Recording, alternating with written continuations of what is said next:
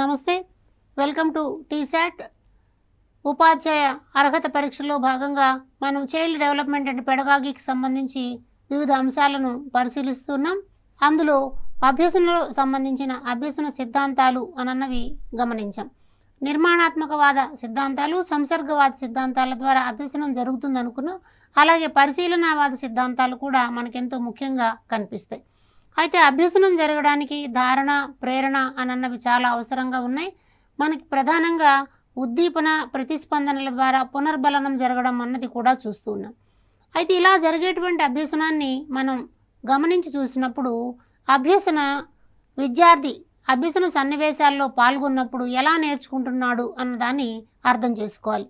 దీనికోసం పనికొచ్చేటువంటి విశేషాన్ని మనం అభ్యసన వక్రరేఖలు అంటాం. ఈ సెషన్లో మనం అభ్యసన వక్రరేఖల గురించి తెలుసుకుందాం. తరగతి గదిలో బోధన జరుగుతూ ఉన్నప్పుడు అభ్యాసకుడు లేదా విద్యార్థి బోధనా సన్నివేశాల్లో పాల్గొంటాడు. ఉపాధ్యాయుడు అందిస్తున్నటువంటి అభ్యసనాంశాలను నేర్చుకుని తద్వారా వాటిల్లో సమర్థత పొందడానికి, ప్రవర్తన మార్పును పొందడానికి ప్రయత్నం చేస్తాడు. లేదా వైగాట్స్కీ బోధనా విధానంలో పేర్కొన్నట్టు అభ్యసన కృత్యాలలో పాల్గొంటూ గత అనుభవాలకి ప్రస్తుత అనుభవాలను కలుపుకుని జ్ఞాన నిర్మాణాన్ని పొందుతాడు. లేదా ఎవరైనా వ్యక్తులను, నమూనాలను పరిశీలించి ఆ మాదిరిగా ఉండడానికి ప్రయత్నం చేసేటువంటి సాంఘిక అభ్యసన పద్ధతులను కూడా పాటిస్తారు. కాబట్టి విభిన్న రకాల బోధనాభ్యసన సన్నివేశాలు పాఠశాలలో అందించబడుతూ ఉంటాయి. ఇలా జరిగేటువంటి బోధనలో పిల్లలు ఏం నేర్చుకుంటున్నారు, ఎక్కడైనా ఇబ్బందులు ఉన్నాయా, ఇబ్బందులను ఎలా అధిగమిస్తున్నారు, తప్పులు చేస్తున్నారా, చేసినటువంటి తప్పులను సవరించుకోవడానికి ఎలాంటి ప్రయత్నాలు చేయాలి, అయితే పిల్లలు నేర్చుకునేటువంటి వేగం అందరిలోనూ ఒకేలాగా ఉందా, లేకపోతే అన్ని బోధనాంశాలని ఒకేలాగా నేర్చుకోగలుగుతున్నారా, ఈ విషయాలన్నింటినీ తెలియజేసుకోవడం కోసం మనకి అభ్యసన వక్రరేఖలు అన్నవి పనికొస్తాయి. అయితే ఈ అభ్యసన రేఖ అన్న దాంట్లో మనం పిల్లలు ఏం నేర్చుకుంటున్నారన్న దాన్ని కీలకంగా చూస్తాం. ఈ అభ్యసన రేఖకు సంబంధించి రెండు అంశాలు మనకుంటాయి. ఎక్కడైనా గ్రాఫ్ గీసే సందర్భాల్లో ఎక్స్ అక్షము, వై అక్షము అని రెండు కనిపిస్తాయి. ఈ ఎక్స్ అక్షము, వై అక్షము అన్నటువంటి వాటి మీద మనం ఎక్స్ అక్షం మీద కాలాన్ని, వై అక్షం మీద దక్షత అంటే ఎంత సాధిస్తున్నాడు, నిష్పాదన అని కూడా మనం అంటాం. ఈ వై అక్షం మీద నిష్పాదన తీసుకుని ఏ కాల వ్యవధులలో ఎంతెంత స్థాయిలో పిల్లలు అభ్యసనాన్ని పొందుతున్నారని తెలుసుకోగలగడానికి పనికొచ్చే రేఖలని అభ్యసన వక్రరేఖలు అంటాం. సాధారణంగా ఎప్పుడు అభ్యసనం జరిగినా కూడా గతంతో పోలిస్తే ఇవాళ మరికొన్ని వేరే అంశాలను నేర్చుకుంటారు. కాబట్టి అభ్యసన ఎప్పుడు కూడా ఊర్ధ్వముఖంగా ఉన్నట్టుగా కనిపిస్తుంది అన్నమాట. అంటే ముందు వైపుకు సాగుతున్నట్లుగా కనిపిస్తుంది. ఇలా ముందు వైపుకు సాగుతున్నట్లుగా కనిపించడం సాధారణ అభ్యసన యొక్క విధానం. మనం పాఠశాల అభ్యసనలోనే కాదు, ఏ రకపు అభ్యసన సన్నివేశాల్లో చూసినా కూడా ఒక వ్యక్తి నిన్న కొన్ని అంశాలను నేర్చుకుంటే ఇవాళ వాటికి అనుబంధంగా మరికొన్ని అంశాలను నేర్చుకుంటాడు, తర్వాత రోజు ఇంకొన్ని వేరే అంశాలను నేర్చుకుంటాడు. అలా ఆ విషయానికి సంబంధించి నిపుణత సాధిస్తూ క్రమక్రమంగా అందులో లోతైన పరిజ్ఞానాన్ని పొందడం అన్నది జరుగుతుందన్నమాట. కాబట్టి ఈ రెండు ప్రధానమైనటువంటి అభ్యసన అంశాలు, ఒకటేమో సమయము లేదా కాలము, ఎంత దక్షత ఉన్నది అనే రెండు అంశాల మధ్యన మనం పోలికను చూపిస్తూ గీసేటువంటి రేఖను అభ్యసన రేఖ అంటాం. సాధారణంగా ఇక్కడ పరీక్షలో మనకి ఎక్స్ అక్షం మీద ఏముంటుంది, వై అక్షం మీద ఏముంటుంది అన్న ప్రశ్నలు కనిపిస్తూ ఉంటాయి. అందుకని ఎక్స్ అక్షం మీద ఎప్పుడు మనం కాలాన్ని తీసుకుంటాం, వై అక్షం మీద దక్షత లేదా నిష్పాదన అన్నదాన్ని తీసుకుంటాం. అంటే ఈ దక్షత లేదా నిష్పాదన తప్పుల రూపంలో ఉండొచ్చు, ఒప్పుల రూపంలో కూడా ఉండొచ్చు అన్నమాట. ఇలా తయారయ్యేటువంటి అభ్యసన రేఖలు మనకు సాధారణంగా మూడు రకాలుగా కనిపిస్తాయి. వీటిని మనం ఆరోహణ అభ్యసన వక్రరేఖలు, అవరోహణ అభ్యసన వక్రరేఖలు, ఎస్ ఆకారపు అభ్యసన వక్రరేఖలు అని మూడు రకాలుగా ఉంటాయి అని చెప్తారు. అయితే అభ్యసన వక్రరేఖ ఎందుకు అని మనల్ని అడిగినప్పుడు ఏమిటి, అభ్యసన వక్రరేఖ విద్యార్థి నిర్ణీత కాల వ్యవధులలో ఎలా నేర్చుకుంటున్నాడు అని తెలుసుకోవడానికి పనికొచ్చేటువంటి అంశం. నిర్ణీత కాల వ్యవధులలో ఎలా నేర్చుకుంటున్నాడు అన్నది, లేదా విద్యార్థి కాలానికి అతను నేర్చుకునేటువంటి విధానానికి గల సంబంధాన్ని తెలియజేసేటువంటి అంశము అని కూడా మనం అనొచ్చు. కాబట్టి రెండు పాయింట్లు జాగ్రత్తగా చూడండి. ఏ కాల వ్యవధులలో ఎంత అంశాన్ని నేర్చుకుంటున్నాడు అన్న తెలుసుకోవచ్చు. అలాగే విద్యార్థి నేర్చుకునేటువంటి అంశాల్లో కాలానికి నిష్పాదనకు గల సంబంధాన్ని తెలియజేసేది అని కూడా అభ్యసన రేఖను మనం నిర్వచించవచ్చు అనమాట. కాబట్టి ఈ 3 రకాల రేఖల మీద మనకి పరీక్షలో సాధారణంగా ప్రశ్నలు వస్తుంటాయి. వాటి గురించి కొంత అవగాహన పొందుదాం. ఉదాహరణకి ఆరోహణ అభ్యసన వక్రరేఖ అని అన్నాం అనుకోండి. ఈ ఆరోహణ అభ్యసన వక్రరేఖ ఎక్స్ అక్షం మీద కాలము, వై అక్షం మీద నిష్పాదన అన్నది కనిపిస్తుంది. అంటే నిష్పాదన అంటే ఒప్పులు అనొచ్చు అనమాట. మనం ఒప్పులు అంటే రైట్. అంటే ప్రారంభంలో అభ్యసన ప్రారంభించినప్పుడు నెమ్మదిగా జరుగుతూ ఉంటుంది.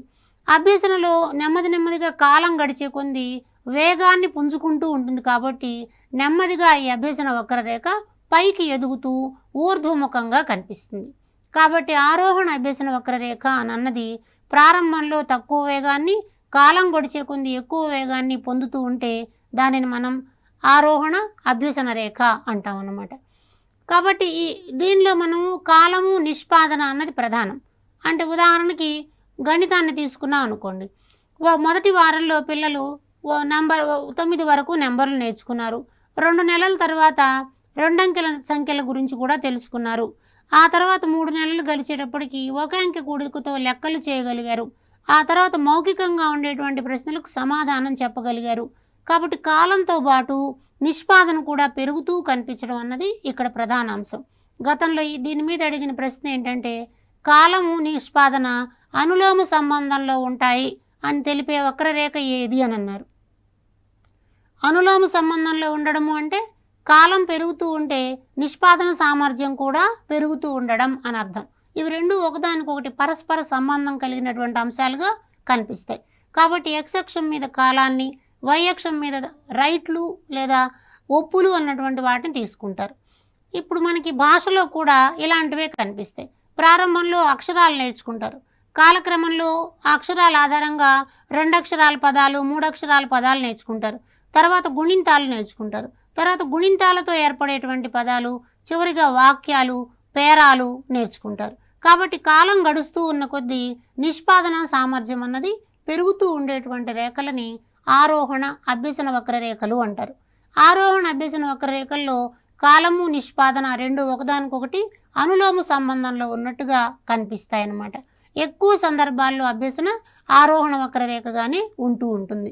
అయితే మరొక అభ్యసన వక్రరేఖను చూద్దాం. దాన్ని అవరోహణ అభ్యసన వక్రరేఖ అంటాం. అవరోహణ అభ్యసన వక్రరేఖ ఇందాకటి చెప్పుకున్న వక్రరేఖకి ఉల్టా రివర్స్గా ఉంటుందన్నమాట. అంటే ఇక్కడ కూడా ఎక్స్ అక్షం మీద కాలాన్నే తీసుకుంటాం, కాకపోతే తప్పులు అనన్న ఉంటాయి. అంటే ప్రారంభంలో అభ్యసన చాలా వేగంగా ఉంటుంది, క్రమక్రమంగా అభ్యసన తగ్గిపోతూ కనిపిస్తుంది అనమాట.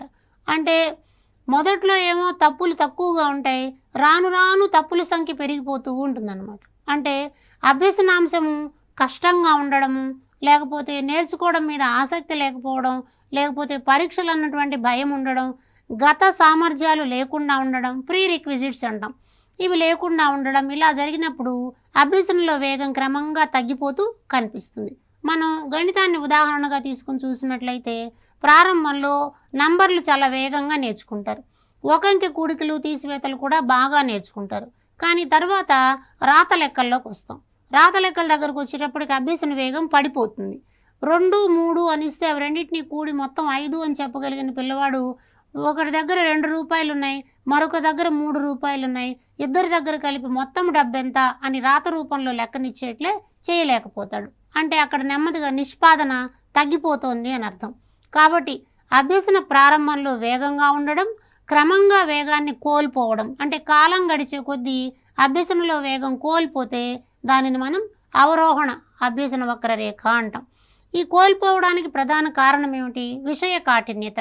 కంటెంట్ కానీ చాలా కష్టంగా ఉంటే పిల్లలు తప్పులు ఎక్కువగా చేస్తూ కనిపిస్తారు. లేదా ఉపాధ్యాయుడు అనుసరించేటువంటి బోధనా పద్ధతి అర్థం కానిదిగా ఉన్నా కూడా అలా జరగచ్చు.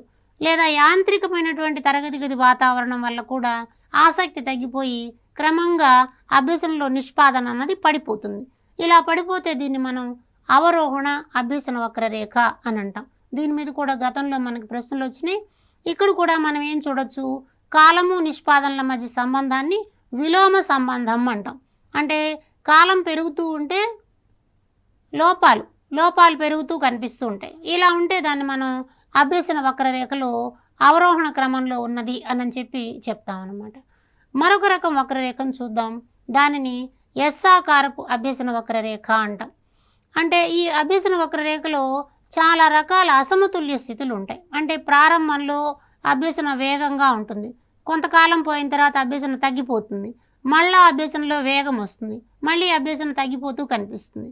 అంటే దీనికి ఎక్స్ అక్షం మీద కాలాన్ని ప్రయత్నాల సంఖ్యను తీసుకుంటే, వై అక్షం మీద నిష్పాదన అన్నదాన్ని తీసుకున్నప్పుడు ఈ ఎస్ ఆకారపు వక్రరేఖ రావడం అన్నది కనిపిస్తుంది. అంటే ప్రారంభంలో అభ్యసనాంశాలు బాగుంటాయి కాబట్టి అభ్యసన వేగాన్ని పుంజుకుంటుంది. కొంతకాలం అయిన తర్వాత అభ్యసనలో సంక్లిష్ట అంశాలు వస్తాయి, అప్పుడు అభ్యసనలో వేగం తగ్గిపోతుంది, మళ్ళా వాటిని అధిగమిస్తారు, తర్వాత అభ్యసన మళ్ళా వేగాన్ని పుంజుకుంటుంది. అలా ప్రారంభంలో ఎక్కువ వేగంతో ఉండి మధ్యలో వేగం తగ్గిపోయి మరలా వేగాన్ని పుంజుకుని మరలా వేగాన్ని తగ్గిపోయే సందర్భాలు ఉన్నప్పుడు దీనిని ఎస్ ఆకారపు వక్రరేఖ అని చెప్పి చెప్తారు. కాబట్టి ఇక్కడ నిష్పాదన అన్నది వై అక్షం మీద ఉంటుంది, కాలము అన్నది ఎక్స్ అక్షం మీద ఉంటుంది. కాబట్టి ఇలాంటి అభ్యసన వక్రరేఖ కూడా మనకి తరగతి గదిలో కనిపించడానికి అవకాశం ఉంది. అయితే మనకి ఆరోహణ వక్రరేఖ అవరోహణ వక్రరేఖ ఏదైనా కూడా ఉపాధ్యాయుడు తరగతి గదిలో చేసేటువంటి బోధనాభ్యసన విధానాలు, పిల్లల యొక్క సామర్థ్యము, ఇవి రెండింటినీ మనకి తెలిసేలాగా చేస్తాయి. కాబట్టి అభ్యసన వక్రరేఖ ఒక తరగతిలో జరుగుతున్నటువంటి కార్యక్రమాలన్నింటినీ తెలియజేసే రేఖాగణిత ప్రమాణము అని కూడా పిలుస్తూ ఉంటారన్నమాట. అయితే ఇప్పుడు మనం సాధారణంగా ఏ విద్యార్థి అయినా సరే నేర్చుకునేటువంటి క్రమం మొత్తానికి మనం ఒక అభ్యసన వక్రరేఖని కావాలి అని చూసినప్పుడు, ప్రారంభం నుంచి చివరి వరకు ఎలా జరుగుతుంది అని చూసినప్పుడు దాన్ని అర్థం చేసుకోవడానికి, దానిలో ఉన్నటువంటి దశలన్నింటినీ క్షుణ్ణంగా తెలుసుకోవడం కోసం మనం ఒక లాక్షణిక అభ్యసన వక్రరేఖని పరిశీలించాల్సి ఉంటుంది. కాబట్టి లాక్షణిక అభ్యసన వక్రరేఖ లేదా అభ్యసన వక్రం అంటాం. ఇది ఎలా ఉంటుంది అన్నదాన్ని చూద్దాం. ఇది కూడా ఎక్స్ అక్షం మీద కాలమే తీసుకుంటాం, వై అక్షం మీద నిష్పాదన తీసుకుంటాం. సాధారణంగా అభ్యసన అన్న దానిలో ఉండేటువంటి దశలని మనం ఇక్కడ గమనించవచ్చు. ఎవరైనా సరే నేర్చుకునేటువంటి క్రమాలలో ఒక పద్ధతి అన్నది ఉంటుంది. ఆ పద్ధతులన్నీ ఈ గ్రాఫ్ ద్వారా మనకి అర్థమవుతాయి. ఈ గ్రాఫ్లో మనకి 1, 2, 3, 4, 5 అన్నటువంటి దశలు కనిపిస్తూ ఉన్నాయి. ఆ దశలు ఏమిటి అన్నది చూద్దాం. 1వ దశని ప్రారంభ స్ఫూర్తి అంటారు. ప్రారంభ స్ఫూర్తి అంటే మనం అభ్యసన ప్రారంభించిన క్రమంలో మొదటి రోజుల్లో ప్రేరణ చాలా బాగా ఉంటుంది, పాఠశాల అంశాలు చాలా ఆసక్తికరంగా ఉంటాయి, ఉపాధ్యాయుడు చెప్పే విషయాలు కూడా చాలా బాగుంటాయి, కొత్త స్నేహితులు ఉంటారు, అంచేత ప్రారంభంలో అభ్యసన చాలా స్ఫూర్తిదాయకంగా ఉంటుంది. కాబట్టి అభ్యసన వేగంగా పెరుగుతూ కనిపిస్తుంది. తర్వాత ఉండేటువంటి దశని చాంచల్య దశ అంటాం. ఈ చాంచల్య దశలో ఆటంకాలు కనిపిస్తూ ఉంటాయి. ఒకటి నేర్చుకోవాలి అనిపిస్తుంది, ఇవాళ బడికి వెళ్దాం అనిపిస్తుంది, మళ్ళీ వద్దులే అనుకుంటాం, లేదా ఇవాళ మధ్యాహ్నం నుంచి బడి మానేసి ఇంటికి రావాలి అనిపిస్తుంది, పాఠ్యాంశం బదులు కథల పుస్తకం చదువుదాం అనిపిస్తుంది, లేకపోతే గణితం బదులు మరొక ప్రయత్నం చేద్దాం అనిపిస్తుంది. ఇలా రకరకాలైనటువంటి ప్రభావాలు కనిపిస్తే దానిని మనం చాంచల్య దశ అంటాం.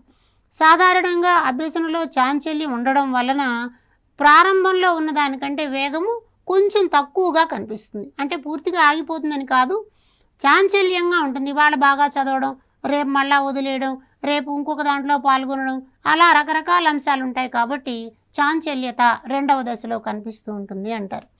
అయితే 3వ దశకు వచ్చేటప్పటికి ఏమవుతుంది ఉంటుందంటే ఈ ఆటంకాల ప్రమాణం, ఈ ఆటంకాల ప్రభావం ఎక్కువ అవడం వల్ల మొత్తం మీద అభ్యసన ఆగిపోయింది అనిపిస్తుంది అనమాట. అంటే ఇక అక్కడ అభ్యసన జరుగుతున్న దాఖలాలు ఏమీ ఉండవు. అంటే పిల్లవాడు ఎక్కాలు నేర్చుకునేటువంటి క్రమం ఉంది అనుకుందాం. 1వ ఎక్కం చాలా తేలిగ్గా ఉంది, వచ్చేసింది. 2వ ఎక్కం తేలికగా ఉంది, వచ్చేసింది. 10వ ఎక్కం ఇంకా బాగా వచ్చేసింది. తర్వాత 4వ ఎక్కం వరకు నేర్చుకున్నాడు, బాగానే ఉంది. 7వ ఎక్కం నేర్చుకోవడంలో చాలా ఇబ్బంది పడుతూ ఉన్నాడు. 9వ ఎక్కం దగ్గర ఇంకా కష్టాలు ఉన్నాయి. కాబట్టి వీడు 7వ ఎక్కం నుంచి దాటి 8 దగ్గరకు వచ్చేటప్పటికి చాలా కష్టమైపోతుంది. ఇక ఎక్కాలు రావేమో అని అనిపిస్తుంది. కాబట్టి మనం ఎంతసేపు చదివించినా, ఎంతసేపు బట్టి పట్టినా కూడా 9వ ఎక్కంలో తప్పులు కనిపిస్తాయి. ఇక 13వ ఎక్కం దాకా రావడం అన్నది చాలా కష్టమైపోతుంది అనమాట. అలా ఆగిపోతాడు.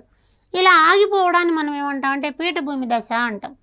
ఈ పీఠభూమి దశలో అభ్యసనం జరగలేదు అన్నట్లుగా కనిపిస్తుంది. ఎందుకు ఇలా కనిపిస్తుందని మళ్ళీ చూద్దాం. తర్వాత పీఠభూమి దశలో ఎదురైనటువంటి ఆటంకాలని మనం కానీ వ్యక్తికి ప్రోత్సాహం ఇవ్వడం ద్వారా, ప్రేరణ కలిగించడం ద్వారా మనం బలపరిచినట్లయితే అప్పుడు ఆ పీఠభూమి దశను దాటి మళ్ళా తిరిగి అభ్యసనాన్ని ముందుకు తీసుకుపోవడానికి ప్రయత్నం చేస్తారు. అలా మళ్ళా ముందుకు పోవడాన్ని మనము ద్వితీయ స్ఫూర్తి అంటాం. కాబట్టి ఆటంకాలు దాటిన తర్వాత అమ్మయ్య అని అనుకుని మళ్ళీ వేగంగా చదవడాన్ని ప్రారంభిస్తారు. ఇలా చదవడంలో గరిష్ట హద్దు దాకా చేరుకుంటారు. గరిష్ట హద్దు అంటే వాడు ఇంకా అంతకంటే వేగంగా చదవలేని స్థితి వరకు చేరుకుంటాడు. దీనిని మనం శారీరక హద్దు అంటాం. శారీరక హద్దు దగ్గర కూడా అభ్యసన ఒక సమతుల్య స్థితిలో ఉన్నట్లుగా కనిపిస్తుంది అన్నమాట. కాబట్టి ప్రారంభ దశలోనేమో అభ్యసన వేగంగా ఉంటుంది, చాంచల్య దశలోనేమో అభ్యసన మందకొడిగా ఉంటుంది, పీఠభూమి దశలో అభ్యసన ఆగిపోయినట్లుగా కనిపిస్తుంది. ద్వితీయ స్ఫూర్తి దశలో తిరిగి వేగాన్ని పుంజుకోవడం అన్నది కనిపిస్తుంది. శారీరక హద్దు దశలో వ్యక్తి తన శక్తి సామర్థ్యాలను పూర్తి స్థాయిలో వినియోగించి నేర్చుకోవడం అన్నది కనిపిస్తుంది అన్నమాట. కాబట్టి లాక్షణిక అభ్యసన రేఖలో ఈ 5 దశలు ఉంటాయి. ప్రతి డిఎస్సిలోను టెట్లోను ఈ లాక్షణిక అభ్యసన రేఖ మీద తప్పనిసరిగా ఏదో ఒక ప్రశ్న వస్తుంది. దానిలో మనం ఈ చిన్ని పాయింట్ ద్వారా తప్పనిసరిగా మంచి మార్కులు తెచ్చుకోవచ్చు. ఎక్స్ అక్షం మీదేమో కాలము, వై అక్షం మీద నిష్పాదన ఉంటుంది. ప్రారంభ స్ఫూర్తి వేగంగా ఉండడానికి కారణం తొలి అభ్యసన సన్నివేశాలు కాబట్టి ఆసక్తికరంగా ఉండడం. చాంచల్య దశలో ఆటంకాలు ఎందుకు ఉంటాయి అంటే అభ్యసనలో ఒకరోజు వేగం, ఒకరోజు నెమ్మదిదనం అనేటువంటి మందకొడి స్వభావం కల్పిస్తుంది. పీఠభూమి దశ లక్షణం ఏమిటి అంటే అభ్యసన ఆగిపోయినట్లుగా అనిపిస్తుంది. ద్వితీయ స్ఫూర్తి ఎలా కలిగించాలి అన్నప్పుడు పీఠభూమిలో ఎదురైనటువంటి ఆటంకాలను అధిగమించడానికి కావలసిన అభ్యసన ప్రక్రియలన్నింటినీ చేపట్టడం ద్వారా తిరిగి మళ్ళా వేగాన్ని పుంజుకుంటే దానిని ద్వితీయ స్ఫూర్తి అంటాం. శారీరక హద్దు దగ్గర ఎందుకు వ్యక్తి అభ్యసనం ఆగిపోతుంది అంటే అంతకంటే మించి ఇంకా వ్యక్తి నేర్చుకోలేడు కాబట్టి, అంతకన్నా మించినటువంటి శక్తి సామర్థ్యాలు అతని దగ్గర లేవు కాబట్టి అభ్యసన అక్కడ సమతుల్య స్థితిలో ఉన్నట్టుగా కనిపిస్తుంది. కాబట్టి ఇలాంటి లాక్షణిక అభ్యసన రేఖ అన్నది మనకు చాలా అవసరం. పరీక్ష దృష్ట్యా దాన్ని నేర్చుకోవాలి. అయితే ఇక్కడ ఇవి కలగడానికి కారణాలు ఏంటి అన్నదాన్ని కూడా చూద్దాం. పీఠభూమి దశ ఎందుకు ఏర్పడుతుంది అన్నప్పుడు అభ్యాసం పద్ధతి అంటే ఆ పాఠశాలలో నేర్చుకునేటువంటి పద్ధతులు ఎలా ఉన్నాయి, శిశు కేంద్రీకృత పద్ధతులు ఉన్నాయా, ఉపాధ్యాయ ప్రాధాన్యత పద్ధతులు ఉన్నాయా, బట్టి పట్టే పద్ధతులు ఉన్నాయా, సృజనాత్మక పద్ధతులు ఉన్నాయా అన్నవి మనకు అవసరం. ఎప్పుడైతే అక్కడ బట్టి పట్టే పద్ధతులు లేదా ఉపాధ్యాయ కేంద్రీకృత పద్ధతులు ఉంటాయో అది పీఠభూమికి కారణమవుతుంది. అలాగే విషయ కాఠిన్యత, సబ్జెక్ట్లో ఉండేటువంటి కాంప్లెక్సిటీస్, మొదటి పాఠం బాగా సరళంగా సులభంగా విషయం అర్థమైన రెండవ పాఠంలో విషయం చాలా సంక్లిష్టంగా ఉండి నేర్చుకోలేకపోవడం అన్నది కనిపిస్తుంది. అలాగే ఒక్కొక్కసారి ఈ పాఠశాలలో ఎక్కువసేపు కూర్చోవలసి రావడం, అంశాన్ని సాధన చేయడానికి పలుమార్లు ప్రయత్నం చేయడం ద్వారా శారీరకంగా పిల్లలు అలసిపోతారు. అట్లాగే విషయం అర్థం కాక గందరగోళానికి గురై మానసిక గ్లాని, ఫెటిగ్ అంటాం అన్నమాట. ఈ గ్లాని అన్నది ఏర్పడుతుంది. గ్లాని ఏర్పడిన తర్వాత ఇక అభ్యసనం అన్నది జరగదు. ఇది ఇంక నాకు రాదు అన్నటువంటి భావన మనసులో ఏర్పడిపోతుంది. అలాగే ఇక్కడ నిరంతరం ఫెయిల్ అవుతూ ఉండడం వల్ల, మంచిగా లేకపోవడం వల్ల అటు తల్లిదండ్రుల ప్రోత్సాహం ఉండదు, ఉపాధ్యాయుల నుంచి విమర్శలు ఎదుర్కోవాల్సి వస్తుంది, స్వీయంగా వ్యక్తిగతంగా కూడా ప్రేరణ లేకపోవడం అన్నది కనిపిస్తుంది. తర్వాత అభ్యసన వాతావరణం, పాఠశాల వాతావరణాలు ఇరుకుగా ఉండే తరగతి గదులు, ఆడుకోవడానికి ఆహ్లాదకరంగా ప్రదేశాలు లేకపోవడం, గ్రంథాలయం, లైబ్రరీ లాంటి సౌకర్యాలు లేకపోవడం, ఇలాంటి సన్నివేశాలు కూడా పిల్లలకి పీఠభూమి దశకు చేరడానికి కారణమవుతాయి. అంచేత ఒక అనాసక్తికరమైనటువంటి వాతావరణం వస్తుంది. తద్వారా అభ్యసనలో నిలుపుదల, ఆగిపోవడం అన్న ప్రమాదం జరిగే అవకాశం ఉంది. దీన్ని అధిగమించాలంటే ఏం చేయాలి? ఇక్కడ కారణాలు ఏవైతే ఉన్నాయో వాటన్నిటిని పరిష్కరిస్తే దాన్ని అధిగమించడానికి వీలవుతుంది. అంటే ఏమని అర్థం? పిల్లలకి ఆసక్తి లేని అభ్యసన పద్ధతి అన్నాం కాబట్టి ఆసక్తికరమైన అభ్యసన పద్ధతి పాటించడం. విషయ కాఠిన్యత అన్నాం, విషయాన్ని చిన్న చిన్న విభాగాలుగా మార్చి బోధించడం. శారీరక అలసట, శారీరక ఉత్సాహం కలిగించే కార్యక్రమాలను నిర్వహించడం. మానసిక గ్లాని, మానసికంగా సంతోషంగా ఉండడానికి మానసిక ఆరోగ్యాన్ని పెంపొందించే కార్యక్రమాలని అమలు జరపడం. ప్రేరణ లేదు, బాహ్య ప్రేరణ, వ్యక్తిగత ప్రేరణ పెంపొందించేటువంటి పరిస్థితులను కల్పించడం, అభ్యసనలో ఆహ్లాదకర వాతావరణాన్ని కల్పించడం. కాబట్టి ఈ విషయాలు నేర్చుకుంటే రెండో విషయాలు మనకు అర్థమవుతాయి. కాబట్టి పీఠభూమి దశను ఎలా మనం ఓవర్కమ్ చేయాలన్నది తెలుస్తుంది అనమాట. కాబట్టి ఇలాంటి పీఠభూమి దశ అన్నది మనం గమనించినప్పుడు అభ్యసన విషయాన్ని అర్థం చేసుకోవడానికి, కాలానికి నిష్పాదనకు మధ్య ఉండే సంబంధాన్ని తెలుసుకోవడానికి పరీక్ష దృష్ట్యా చాలా చిన్న అంశంలో మంచి మార్కులు పొందడానికి వీలవుతుంది. అయితే ఈ పీఠభూమి లేకపోతే అభ్యసనలో వచ్చేటువంటి ఆటంకాలు ఎందుకు కలుగుతాయి అని చూసినప్పుడు దీనికి నేర్చుకోవడంలో సహకరించేటువంటి అంశాల యొక్క ప్రాధాన్యత అన్నది మనం తెలుసుకోవాలి. అంటే ఒక విషయాన్ని నేర్చుకున్న తర్వాత మరొక విషయాన్ని నేర్చుకోవడానికి కావలసినటువంటి సహకరించేటువంటి వాతావరణం, అభ్యసనాంశాలు, బోధనా పద్ధతులు ఉండాల్సిన అవసరం ఉంది. కాబట్టి ఎలాంటి సహకారం ఉంటుంది, ఎందుకు తొందరగా నేర్చుకోగలుగుతారు, ఎందుకు ఇబ్బందులకు గురవుతారన్న విషయాల్ని మనం ఇప్పుడు చూద్దాం. దానిని మనం అభ్యసన బదలాయింపు అంటాం అన్నమాట. బదలాయించడం అంటే ఒక చోట నేర్చుకున్నటువంటి ఒక జ్ఞానాన్ని మరొక చోట నేర్చుకోవడానికి ఉపయోగిస్తే దానిని బదలాయింపు అంటాం. జీవితంలో జరిగేటువంటి ప్రతి అభ్యసన సన్నివేశంలో కూడా మొదట ఒక జ్ఞానాన్ని నేర్చుకుంటాం, తర్వాత ఆ జ్ఞానాన్ని మరొక చోట ఉపయోగించడానికి ప్రయత్నం చేస్తాం. ఉదాహరణకి మొట్టమొదట పెన్సిల్తో పట్టుకుని రాసేటువంటి పిల్లలు తర్వాత పెన్ను పట్టుకుని కూడా రాయడం అన్నది మనం సాధారణంగా చూస్తాం. ఎక్కడైనా సరే బదలాయింపు, ఇంట్లో రిమోట్ తోటి టీవీని ఆపరేట్ చేయగలిగినటువంటి పిల్లలు తర్వాత రిమోట్ తోటి ఏసీని ఆపరేట్ చేయడం అన్నది కూడా చేయగలుగుతూ ఉంటారు. అలాగే సైకిల్ తొక్కడం నేర్చుకున్నటువంటి వాళ్ళు తర్వాతి కాలంలో బైక్ నడపడం అన్నది కూడా నేర్చుకుంటూ ఉంటారు. అంచేత ఒక చోట నేర్చుకున్నటువంటి జ్ఞానం మరొక జ్ఞానానికి కూడా పనికొస్తూ ఉంటుంది. కాబట్టి ఇలా పనికొస్తే మనం దాన్ని బదలాయింపు చెందడం అంటాం. అంటే ఏ కార్యక్రమంలోనైనా, అది వంట చేయడంలో మొదలుకొని బట్టలు ఉతకడం దగ్గర నుంచి ఇతర కార్యక్రమాలన్నింటిలో కూడా ఈ బదలాయింపు అన్నటువంటి ప్రక్రియ మనకి కనిపిస్తూనే ఉంటుంది. అంచేత బదలాయింపు అన్న భావన గురించి ఎవరెవరు ఏం చెప్పారో ముందుగా తెలుసుకుందాం. గత అనుభవాల తర్వాత అభ్యాసం సాధనపై ప్రభావం చూపడాన్ని బదలాయింపు అనొచ్చు. అంటే గతంలో ఉన్నటువంటి అనుభవాలు తరువాత జరిగేటువంటి అభ్యసన సాధన మీద ప్రభావం చూపిస్తే దాన్ని బదలాయింపు అంటారు అని అంటున్నాడు ఏలిన్ అనే మనోవైజ్ఞానికుడు. అంటే గతంలో మనం కొన్ని అంశాలు నేర్చుకున్నాం, అక్కడ కొన్ని అనుభవాలు మనకు వచ్చాయి, తర్వాత ఇప్పుడు ఇంకొక అంశాన్ని నేర్చుకోబోతున్నాం. కాబట్టి అక్కడ నేర్చుకున్నటువంటి అనుభవాలు ఇప్పుడు చేయబోయేటువంటి సాధన మీద ప్రభావం చూపిస్తే దానిని బదలాయింపు అనాలి అని చెప్పి అంటున్నారు. కాబట్టి ఇక్కడ మనం మరొక విషయాన్ని కూడా గమనించుకోవచ్చు. ఒక స్థితిలో జరిగినటువంటి అభ్యసనం పూర్తిగా లేదా పాక్షికంగా ఇతర పరిస్థితులకు అనుప్రయుక్తం కావడం అన్నాం అన్నమాట. అంటే ఒక స్థితిలో జరిగినటువంటి అభ్యసనం అది పూర్తిగా పనికి రావచ్చు లేదా పాక్షికంగా పనికి రావచ్చు. ఒక్కొక్కసారి మనం ఒక విషయాన్ని నేర్చుకుంటే అది మొత్తం రెండో అంశాన్ని నేర్చుకోవడానికి పనికొస్తుంది. ఉదాహరణకు మనం రెండవ ఎక్కను నేర్చుకున్నాం అనుకోండి, రెండవ ఎక్కం ఎలా తయారవుతుందో నేర్చుకుంటే మూడవ ఎక్కాన్ని కూడా అదే వరుస క్రమంలో తయారు చేసేటువంటి ప్రయత్నం చేయొచ్చు. అంటే ఇక్కడ నేర్చుకున్న జ్ఞానం పూర్తిగా అక్కడ మనకి పనికి రావడం అన్నది జరుగుతుంది. అంటే గుండ్రంగా దోశలు పోయడం నేర్చుకున్నారనుకోండి ఎవరైనా ఒకళ్ళు, వాళ్ళు గుండ్రంగా చపాతీలు చేయడం అన్నది కూడా చేయగలుగుతూ ఉంటారు. దీన్ని మనము బదలాయింపు అని చెప్పి చెప్తాం. అలాగే ఆర్జించినటువంటి జ్ఞానము, శిక్షణ, అలవాట్లు ఒక అభ్యసనానికి ఉపయోగపడి మరొక అభ్యసనానికి కూడా పనికొస్తాయి.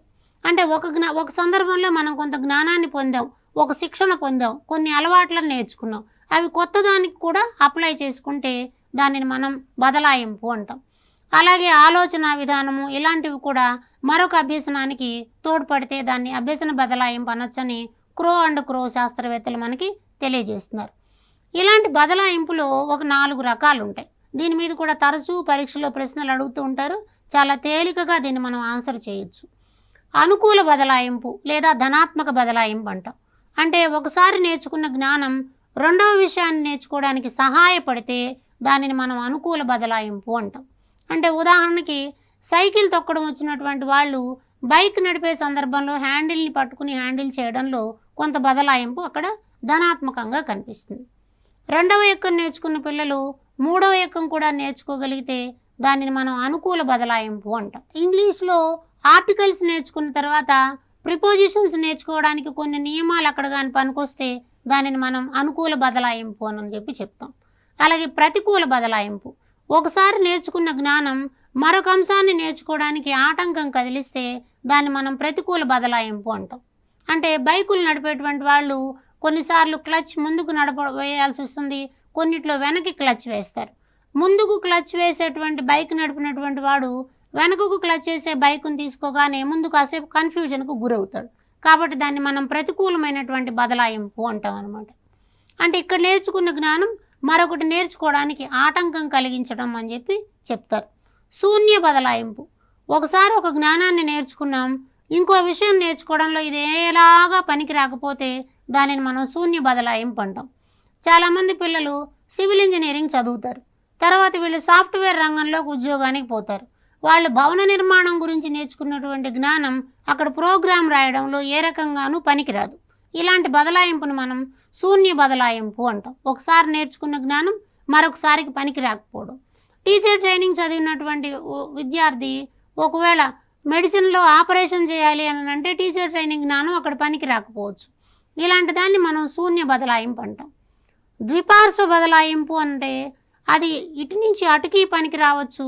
గతంలో నేర్చుకున్న దాన్ని బలపరుచుకోవడానికి ఇప్పుడు నేర్చుకునేది పనికి రావచ్చు, ఇప్పుడు నేర్చింది బలపరచడానికి గతంలో నేర్చినది పనికి రావచ్చు అనమాట. అలా ఉంటే దానిని మనం ద్విపార్శ్వమైనటువంటి బదలాయింపు అంటాం. ఉదాహరణకి ఒక ఆయన హిందుస్థానీ సంగీతం నేర్చుకున్నాడు, ఇప్పుడు శాస్త్రీయ సంగీతం నేర్చుకోవాలనుకుంటున్నాడు, కర్ణాటక సంగీతాన్ని. హిందుస్థానీ సంగీతంలో ఉన్నటువంటి జ్ఞానం కర్ణాటక సంగీతాన్ని నేర్చుకోవడానికి సహాయపడితే దాన్ని ఏకపార్శ్వ బదలాయింపు, ఇటువైపుకు నడిచింది అంట. అలాగే కర్ణాటక సంగీత జ్ఞానము హిందుస్థానీ సంగీతంలో సాధనకు కానీ పనికొస్తూ ఉంటే, గమకాలు బాగా పలకడానికి పనికొస్తూ ఉంటే అది ద్విపార్శ్వ బదలాయింపు అంటాం. ఇటు నుంచి అటు, అటు నుంచి ఇటు. అయితే ఒక్కొక్క సందర్భంలో ఇది ప్రతికూల బదలాయింపుగా కూడా ఏర్పడడానికి అవకాశం ఉంది.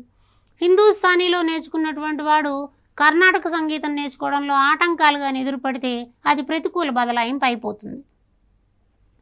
కాబట్టి ఇప్పుడు బదలాయింపు అని అన్నది ఒక దశలో నేర్చుకున్న జ్ఞానం మరొక దశలో నేర్చుకోవడానికి పనికొస్తే దానిని బదలాయింపు అంటాం. ఈ అంశం మీద మనకి చాలా చిన్న చిన్న ఉదాహరణలతోటి మోడల్ పేపర్స్లో కూడా చాలా అంశాలు ఉంటాయి. వాటిని ఒకసారి మీరు తీసుకుని పరిశీలించినట్లయితే చాలా తేలికగా ఇక్కడ మార్కు పొందొచ్చు. తప్పనిసరిగా అభ్యసన రేఖల మీద, బదలాయింపుల మీద మనకి పరీక్షలో ప్రశ్న రావడానికి అవకాశం ఉంది. ఎందుకంటే పేపర్ సెట్టర్స్కి కూడా ఇవన్నీ చాలా ఆసక్తికరమైనటువంటి అంశాలు. చివరిగా మనం ఇప్పుడు ఏం చేస్తామంటే బదలాయింపుకు సంబంధించినటువంటి సిద్ధాంతాలని గమనిద్దాం. ఇవి చెప్పినటువంటి వాళ్ళలో సమరూప మూలకాల సిద్ధాంతము అని ఒకటి ఉంది. ఈ సమరూప మూలకాల సిద్ధాంతాన్ని ప్రతిపాదించినటువంటి ఆయన థారండైక్. థారండైక్ సిద్ధాంతాన్ని మనం సమరూప మూలకాలు అంటాం. ఎందుకంటామంటే రెండు అంశాల మధ్యన పోలికలు ఉంటాయి కాబట్టి దానిని పోలికలతో కూడినటువంటి సిద్ధాంతం అంటాం. అంటే మొదటి అంశానికి రెండవ అంశానికి మధ్యన పోలిక ఉన్నప్పుడు సులభంగా బదలాయింపు జరుగుతుంది. అంటే గుణకారం చేయాలి అనుకున్నప్పుడు కూడికలు బాగా వచ్చుంటే కూడికలు బాగా రావడం వల్ల గుణకారంలో కూడా మనం ఆ అంశాన్ని పెట్టుకోగలం. కాబట్టి రెండు అంశాల మధ్య పోలికలు ఉండడం వల్ల విషయాన్ని తొందరగా నేర్చుకోగలం అంటాడు థారండైక్. అలాగే సామాన్యీకరణ సిద్ధాంతం అంటే రెండు అంశాల మధ్యన ఏదో ఒక రకంగా సూత్రాల ద్వారా కానీ నియమాల ద్వారా కానీ పోలిక కానుంటే దాన్ని అర్థం చేసుకోవడం తేలికవుతుంది. మొదటి దానిలో ఏ సూత్రం మీద ఆధారపడిందో రెండవది కూడా అదే సూత్రము లేదా అదే నియమం మీద ఆధారపడి ఉంటే అప్పుడు నేర్చుకోవడం తేలికవుతుంది. రెండిట్లో సామాన్యమైన లక్షణాలు ఉన్నాయి కాబట్టి అని చెప్తే దాన్ని చార్లెస్ జడ్ ప్రతిపాదించిన సామాన్యీకరణ సిద్ధాంతం అంటాం. అంటే ఉదాహరణకు మనం కూడిక అన్నటువంటి దానిలో ఉపయోగించినటువంటి అంశాన్ని మనం రెండంకెల కూడికలో కూడా చేయడానికి, మూడంకెల కూడికలు కూడా చేయడానికి ఉపయోగిస్తే అప్పుడు తేలికవుతుంది కాబట్టి ఆ విషయాన్ని తొందరగా నేర్చుకుంటారు. అలాగే గెస్టాల్ట్ వాదుల అంశంలో ప్రతిపాదించినటువంటి సమగ్రాకృతి సిద్ధాంతము అనేటువంటి దాన్ని లేదా ట్రాన్స్పోజిషన్ సిద్ధాంతం అనేటువంటి అంశాల మధ్యన ఒక విషయం ఉంది. రెండు అంశాల మధ్య సంబంధాన్ని గుర్తించడం ద్వారా బదలాయింపు జరగడం. రెండు అంశాల మధ్యన సంబంధం ఉంటుంది. ఒక ప్రత్యేకమైనటువంటి సంబంధాన్ని గుర్తిస్తే అప్పుడు మనం దానిని తేలికగా రాయగలుగుతాం. ఉదాహరణకి ఒక వ్యాసం రాసేటువంటి సన్నివేశం ఉంది. వ్యాసం రాయడానికి అనుసరించేటువంటి పద్ధతి, కరపత్రం రాయడానికి అనుసరించేటువంటి పద్ధతులను చూసినప్పుడు రెండింటి మధ్య ఒక సంబంధాన్ని మనం చూస్తాం, రెండింటి మధ్య ఒక ఉమ్మడి లక్షణాన్ని మనం గమనిస్తాం. ఇలా ఉమ్మడి లక్షణం ఉంటే దాన్ని ఈజీగా నేర్చుకోవడానికి అవకాశం ఉంటుందన్నమాట. ఉదాహరణకి పరికరాలు రిపేర్ చేసేటువంటి వాళ్ళు ఉంటారు. రేడియో రిపేర్ చేయగలిగినటువంటి సమర్థత ఉన్నప్పుడు టేప్ రికార్డును కూడా రిపేర్ చేయగలిగితే రెండు అంశాల మధ్యన పోలిక ఉంటుంది. వాటి నిర్మాణాలలో పోలుకుంటే అప్పుడు మనం దానికి బదలాయింపుకి సాధ్యమవుతుందన్నమాట. అలాగే ఆదర్శాల సిద్ధాంతం, దీనిని WC బాగ్లే అనేటువంటి ఆయన ప్రతిపాదించాడు. ఇక్కడ ఏమవుతుందంటే ఒక సన్నివేశంలో నేర్చుకున్నటువంటి ఆదర్శాలు, విలువలు, వైఖరులు మరొక సన్నివేశంలో కూడా అలాగే నేర్చుకోవడానికి వీలైతే దానిని మనం ఆదర్శాల సిద్ధాంతము అంటాం. ఇక్కడ కూడా మనకి పరీక్షలో ప్రశ్నలు రావడానికి అవకాశం ఉంది. నేరుగానే ఇక్కడ మనకు అడుగుతారు. కాబట్టి సమరూప మూలకాల సిద్ధాంతం అన్నది తారండైక్ ద్వారా చెప్పారు. చార్లెస్ జెడ్ సామాన్యీకరణ సిద్ధాంతాన్ని చెప్పారు. గెస్టాల్ట్ లేదా సమగ్రాకృతి సిద్ధాంతాన్ని వర్ధైమర్, కోహ్లర్, కోఫ్కా అనే శాస్త్రవేత్తలు చెప్పారు. ఆదర్శాల సిద్ధాంతాన్ని WC బాగ్లే అనేటువంటి శాస్త్రవేత్త చెప్పారు. కాబట్టి మనం ఈ సెషన్కి సంబంధించి అభ్యసన రేఖలు, ఆ రేఖల యొక్క లక్షణాలు, రేఖల ద్వారా మనం అభ్యసన ఎలా జరుగుతుందన్న దాన్ని తెలుసుకోవడంతో పాటు లాక్షణిక అభ్యసన రేఖలో పీఠభూమి అన్నది ఎందుకు ఏర్పడుతుంది, దానికి కారణాలు ఏంటి, దానిని ఎలా ఓవర్కమ్ చేయాలన్న అంశాలని, బదలాయింపు అంటే ఏమిటి, ఒక సన్నివేశంలో నేర్చుకున్న జ్ఞానాన్ని మరొక విషయాన్ని నేర్చుకోవడానికి ఎలా ఉపయోగించుకోవాలి అన్న విషయాలన్నీ తెలుసుకున్నాం. కాబట్టి ఇవన్నీ కూడా పరీక్ష దృష్ట్యా చాలా ముఖ్యమైన అంశాలు. మీరు మోడల్ పేపర్లలో రకరకాలైనటువంటి ఉదాహరణలు ఉంటాయి కాబట్టి వాటన్నిటిని తీసుకుని పరిశీలించి సాధన చేయడం ద్వారా మంచి మార్కులు పొందాలని, అందరూ టెట్ పరీక్షలో మంచి మార్కులతో ఉత్తమ శ్రేణిలో ఉత్తీర్ణులు కావాలని ఆశిస్తూ ధన్యవాదాలు. సెలవు.